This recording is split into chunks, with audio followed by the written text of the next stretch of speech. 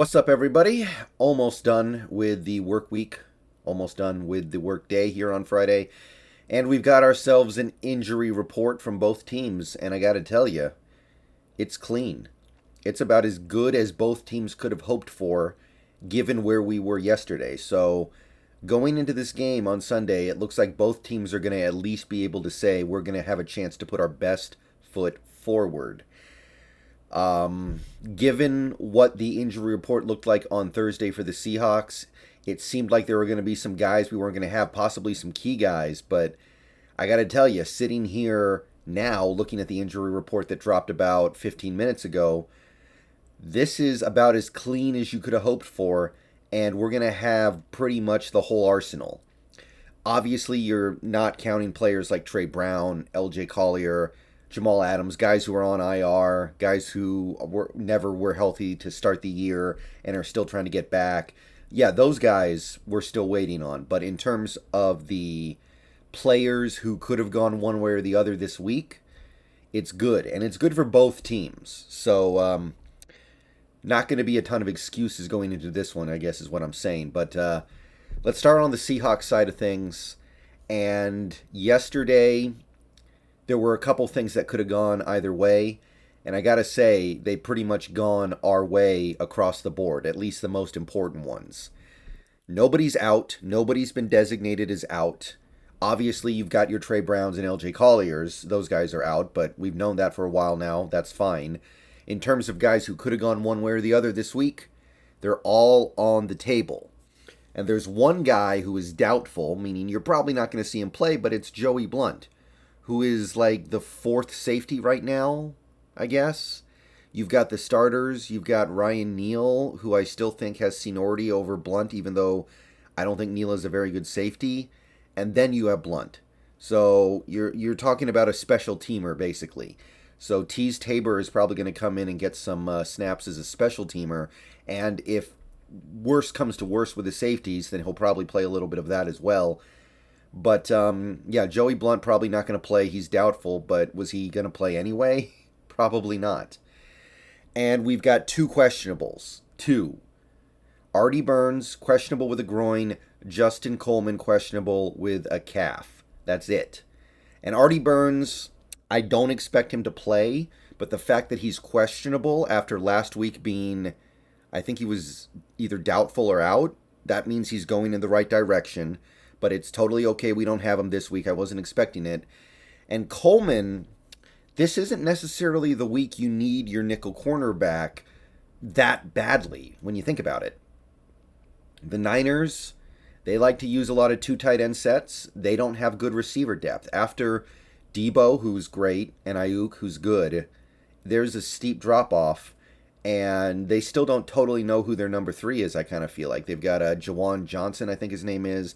They've got the guy from SMU, what's his name, Gray, who's intriguing, but he hasn't done much of anything yet.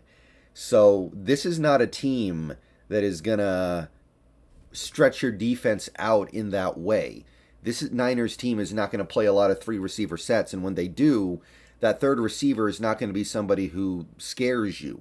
Not even in the way that a guy like a KJ Hamler scares you. And KJ Hamler last week was not a great player. He hasn't done anything in the NFL yet, really, but you look at him and you go, I think that guy's good. He just needs to actually get on the field and do it. The Niners don't even really have anybody like that. So if Coleman can't play, and I don't really know what to expect there because it's obviously something that happened in practice, then you've got Kobe Bryant playing nickel. And obviously that didn't work well for him on Monday, but I like Kobe, and this is not a bad game for him to get the opportunity to start at nickel, because he's probably not going to play a lot because of the Niners' offensive formations. And when he does play, he's not going to be playing against the most terrifying slot receiver in the league, necessarily. So hopefully Justin Coleman can go just because we need a body out there. But if it has to be Kobe, this is not a bad game to put him out there and see if he can hold up, because despite how Monday night went, I still like him, and I still think he'll come around. So what this means, Kenneth Walker, no injury, good to go. He's not even listed. Shelby Harris, good to go, not even listed. Damian Lewis, good to go, not even listed. Not that there was ever any real doubt about it, but Quandre Diggs, good to go. Gabe Jackson, good to go. Nwosu, good to go. These guys who were on the injury report in some capacity earlier this week, no concerns, which is obviously good. Now, I don't know if it's to say that they're completely 100%. Like Shelby Harris may actually have something that's not severe enough to keep him out of the game, but might be severe enough to inhibit him even slightly. That's possible, of course, but this is football. You kind of expect that. So we're going to have our full complement of defensive linemen in this game. We're going to have the full expected starting offensive line. And going up against this Niners team that I think you can run the ball on a little bit up the middle, it's going to be nice to have Damian Lewis back out there, assuming that he is starting, which I'm sure he will. And we'll see if the running game, which didn't get used a lot against the Broncos, gets to get featured. Okay, so that's the good news from the Seahawks side. Now let's look at the Niners side. Their injury report was always kind of small. But the final summation of it going into this game after the report today, they have one guy out and one guy questionable. The guy who's out kind of expected this, Daniel Brunskill.